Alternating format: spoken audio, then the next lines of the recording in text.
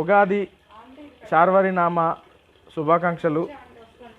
అదేవిధంగా డాక్టర్ కేశవరావు బలరాం హెడ్గేవార్ గారి జన్మదిన జయంతి శుభాకాంక్షలు. క్లిష్ట పరిస్థితులు ఎలా జీవించాలి అనే దానికి సంబంధించి నిన్నటి నుంచి రోజుకొకటి ఒక సందర్భాన్ని ఆదర్శంగా జీవించడం కోసం ఈ రాబోయే 20 రోజులు తర్వాత భవిష్యత్తులో కూడా హోప్ టు బెస్ట్ అంతా మంచి జరిగిద్దని చెప్పి మనం ఆలోచిద్దాం. దాంతోపాటుగా ఏదైనా వర్స్ట్ కేసు ఏదైనా జరిగినప్పటికీ కూడా దాంట్లో ఎలాంటి పరిస్థితుల్లోనైనా ఎదుర్కోవడం ఎలా అనే దాని గురించి మాట్లాడడం జరుగుతుంది. నిన్న ఇక నుంచి స్వాతంత్ర సమరయోధుడు ప్రముఖ స్వతంత్ర సమరయోధుడు డాక్టర్ కేశవరావు బలరాం హెడ్గేవార్, స్వయం సేవకులందరూ కూడా పరమ పూజ డాక్టర్జీగా పిలుచుకునేటువంటి డాక్టర్ కేశవరావు బలరాం హెడ్గేవార్ గారు ఈరోజు జన్మించడం జరిగింది ఈ ఉగాది నాడు. వారి జీవితంలో ఉన్నటువంటి వారి వంశానికి సంబంధించి మనం కొన్ని విషయాలు మాట్లాడుకుందాం.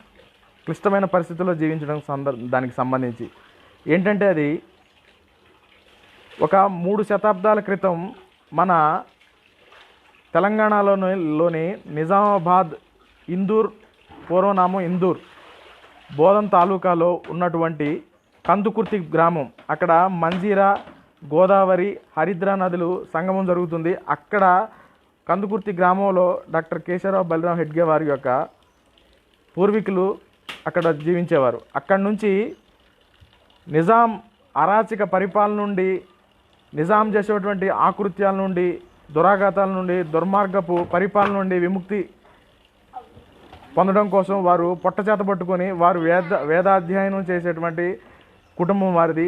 అక్కడి నుంచి పొట్టచేత పట్టుకొని భోంస్లే పరిపాలనిస్తున్నటువంటి నాగ్పూర్, మహారాష్ట్ర నాగ్పూర్ ప్రాంతం వెళ్ళడం జరుగుతుంది. వారు అక్కడి నుంచి అనేక ఇబ్బందులు పడుతూ వారు జీవనాన్ని కొనసాగించవలసి వస్తుంది. భోంస్లే రాజులు ఉన్నంత వరకు వారి జీవన విధానం అంతా బాగానే ఉంది.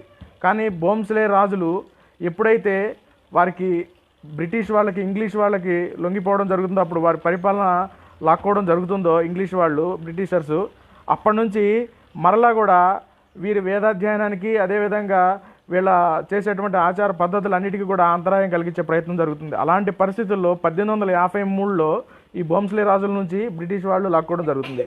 అనేక ఇబ్బందులు పడుతూ కూడా ధర్మాన్ని రక్షించాలి, ధర్మబద్ధంగా జీవించాలి అనే ఒక సద్బుద్ధితో, మంచి ఆలోచనతో బలిరాం పంత్ కుటుంబం జీవనం కొనసాగిస్తుంది. అలాంటి సందర్భంలో 1889 ఉగాది పర్వదినం నాడు కేశవ్ వారింట్లో జన్మించడం జరుగుతుంది. వారు 6 సంతానం. అందులో 3 మగపిల్లలు, 3 ఆడపిల్లలు. అందులో మగపిల్లల్లో చిన్నవాడు కేశవ్. అలాగే కేశవ్కు చెల్లెలు కూడా ఉండేది. మొత్తం 6 సంతానంలో మహాదేవ శాస్త్రి పెద్దవాడు. అనేక ఇబ్బందులు పడుతూ కూడా వాళ్ళు ఎక్కడ కూడా అర్చకత్వం, పౌరోహిత్యం చేయకుండా జీవనం సాగించేవాళ్ళు. కానీ అప్పుడున్నటువంటి కరువు కాటకాల కారణంగా వారికి ఇష్టం లేకపోయినా కూడా వారు వేదాధ్యయనం నుంచి పౌరోహిత్యానికి వచ్చి అర్చకత్వం చేస్తూ గుడిలో పూజారిగా ఉంటూ కుటుంబాన్ని జీవనం సాగించేవాళ్ళు. అలాంటి పరిస్థితుల్లో దేశం మొత్తం కూడా ఇది వారు 1889లో పుట్టినప్పటికీ కూడా 1902 కల్లా కూడా దేశం అంతా కరువు కాటకాలతో అల్లాడిపోతుంది. నిజం చెప్పాలంటే స్వామి వివేకానంద కూడా అప్పుడే పర్యటన చేసి వచ్చి, అదేవిధంగా సోదరి నివేదిత కూడా మన దేశంలో పనిచేస్తుంది. 1902లోనే సోదరి నివేదిత మన దేశం రావడం జరుగుతుంది. అదే సందర్భంలో దేశం అంతా కూడా అతలాకుతలం అయిపోతుంటుంది. ఎక్కడ చూసినా కరువు కాటకాలు, బతకడానికి తిండి లేదు, తినడానికి తిండి లేదు, కట్టుకోవడానికి బట్టలు లేవు. అసలు 6 ఉన్న కుటుంబం, వాళ్ళ పిల్లలే 6 ఉన్నారు వారి ఇంట్లో. అందులో మన కేశవ్ 13 సంవత్సరాల వయసులో ప్లేగు వ్యాధి కారణంగా తన తల్లిదండ్రులు ఇద్దరిని కూడా కోల్పోవడం జరుగుతుంది. రేవతిబాయి అదేవిధంగా బలిరాం పంత్ ఇద్దరు కూడా ఒకే రోజు మరణిస్తారు. ఎందుకో తెలుసా అండి? ఎందుకు మరణించారో తెలుసా? ప్లేగు వ్యాధి, కలరా వ్యాధి వచ్చిన వాళ్ళని అంటుకోవడం కానీ వాళ్ళ కుటుంబాన్ని వెలివేస్తారు. ఇప్పుడు మనం కరోనా వైరస్ వస్తే ఎవరికి చెప్పను కూడా చెప్పట్లేదు, వాళ్ళ పేర్లు కూడా బయటికి రావు. కానీ ఆ రోజునాడు ప్లేగు వ్యాధి కానీ లేకపోతే కలరా కానీ వచ్చిందంటే వీళ్ళు ఆ ఊరు నుంచి, ఆ గ్రామం నుంచి, ఆ చుట్టుపక్కల ఎక్కడా లేకుండా తీసుకెళ్ళి ఎక్కడో వదిలేసేవాళ్ళు. అలాంటి పరిస్థితుల నుంచి కేశవరావు బలిరాం హెడ్గేవార్ వాళ్ళ తల్లిదండ్రులు ఆ రోజు దహన సంస్కారాలు చేయడానికి కూడా ఎవరు రాలేదు. వాళ్ళనే కాదు, ఆ ఊర్లో ఎవరైనా ప్లేగు వ్యాధి వచ్చి చనిపోతే వాళ్ళని దహన సంస్కారాలు చేయడానికి వచ్చేవాళ్ళు కాదు. ఎందుకంటే అది ఒకళ్ళ నుంచి ఒకళ్ళు విపరీతమైన అంటువ్యాధి అది. సో అలాంటి పరిస్థితుల్లో తల్లిదండ్రులు ఇద్దరూ కూడా అందరికీ ఆ ఊర్లో నాగపూర్ ప్రాంతంలో అక్కడ ఉన్నటువంటి వాళ్ళందరూ చనిపోతే వాళ్ళందరికీ దాన సంస్కారాలు చేసి వీరిద్దరు కూడా కేశవ్ తల్లిదండ్రులు ఇద్దరు కూడా ప్లేగు వ్యాధికి గురై చనిపోవడం జరుగుతుంది. 13 ఏళ్ల పసి ప్రాయంలో కేశవరావు బలిరాం హెడ్గే వారు ఎంతో మదన పడేవాడు. తల్లిదండ్రులు చనిపోయినారు, పసి ప్రాయం, తల్లిదండ్రులు ఎలా ఉంటారో కూడా పూర్తి స్థాయిలో అతనికి అర్థం కాని పరిస్థితి. తల్లిదండ్రుల కోరిక ఏంటంటే అన్న ఏదో ఒక రకంగా కుటుంబాన్ని పోషించాలి అనే ఆలోచనలో అర్చకత్వం చేయాలనుకుంటాడు. కానీ తండ్రికి మహాదేవ శాస్త్రి చెప్పింది ఏంటంటే, అరే ఏదో విధంగా తమ్ముణ్ణి మాత్రం నువ్వు ఎట్టి పరిస్థితుల్లో వేదాధ్యయనం చేయించరా బాబు అని చెప్పి చనిపోవడం జరుగుతుంది. తమ్ముణ్ణి వేదాధ్యయనం పట్టణం కోసం పంపించడం జరుగుతుంది. అదేవిధంగా మహాదేవ శాస్త్రి మాత్రం తను దీనికోసమే కుటుంబాన్ని పోషించడం కోసం ఈ అర్చకత్వం చేసి కుటుంబాన్ని పోషిస్తూ ఉంటాడు. అలాంటి పరిస్థితుల్లో తను ఎన్నో ఇబ్బందులు పడుతూ కూడా ఈ దేశం గురించి ఆలోచిస్తూ, ధర్మం గురించి ఆలోచిస్తూ అనేక సందర్భాల్లో తన ధర్మం గురించి మాట్లాడడం జరుగుతుంది. అటువంటి పరిస్థితుల్లో అతను దేశం మొత్తం అతలాకుతలం వైపు స్వతంత్రం కోల్పోయిన పరిస్థితిలో మనం ఉంటే, స్వతంత్ర ఉద్యమకారులు బాలగంగాధర్ తిలక్ ఇలాంటి వాళ్ళందరితో కలిసి తిరుగుతూ వారిని ఆదర్శంగా తీసుకొని జీవిస్తూ అనేక మంది పెద్దలతో చూసి ఇన్స్పిరేషన్ అయ్యి తన జీవితాన్ని ముందుకు తీసుకెళ్ళడం జరుగుతుంది.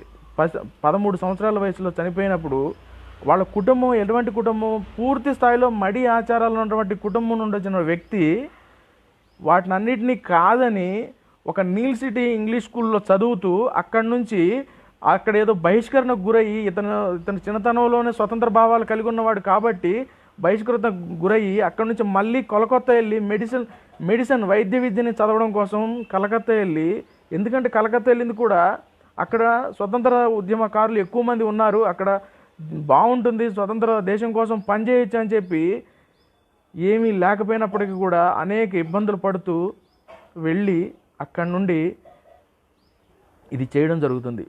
వైద్య విద్యను అభ్యసించడం జరుగుతుంది. వైద్య విద్యను అభ్యసించిన తర్వాత కూడా అతను అందరిలాగా బర్మాలో రంగుల్లో అతనికి ఇవన్నీ ఉద్యోగాలు ఇవ్వడం అని చెప్పి చాలామంది పిలుస్తారు, ఉద్యోగం నేను చేయనని చెప్పి అతను మానుకొని స్వతంత్ర సంగ్రామంలో పాల్గొంటూ ధర్మం కోసం లోపల చినిగిపోయిన బట్నీ వేసుకొని చెప్పి బయట మాత్రం కోట్ వేసుకొని చెప్పి తిరిగిన వ్యక్తి ఆర్ఎస్ఎస్ స్థాపకుడు డాక్టర్ కేశవరావు బలిరాం హెడ్గేవార్. అందరూ అతన్ని ఏదో డబ్బులుండి పెట్టాడు, లేకపోతే ఇంకేదో ఉండి సంస్థను ప్రారంభించాడు అనుకుంటారేమో.